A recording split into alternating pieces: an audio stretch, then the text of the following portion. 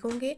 आज हम टॉपिक पे बात करेंगे कि हम अपने बच्चों को इस दुनिया में सक्सेसफुल कैसे बनाएं। आज सलमान आसिफ सिद्दीकी की कलम से है। वो कहते हैं सेंस ऑफ सेल्फ वर्थ का ताल्लुक जो है वो बच्चों के रिपोर्ट कार्ड से नहीं होता। आप उनसे उनकी जो जहानत का ताल्लुक अंदाज़ा है वो उसके रिज़ल्ट कार्ड से मत लगाएं। वाज़े बता दें कि तुम्हारी इज़्ज़त का कोई ताल्लुक इन नंबरों से नहीं है। तुम स्मार्ट हो, जैसे भी हो, मेरे हो। जो जहानत को पहचान नहीं पा रहे, इनकी जहानत पर शक बनता है, ना कि अपने बच्चे पर। अपने बच्चों से अच्छे काम करवाने हैं तो लालच और खौफ इनके दिल से निकाल दें। अगर बच्चा किसी चीज़ के लिए अच्छा अमल करता है तो अच्छा अमल नहीं है।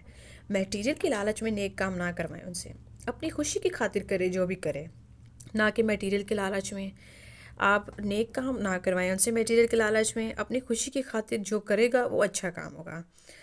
मटेरियल की चाहत में इसे पता हो कि अच्छा काम मलामत के बगैर भी करूँगा,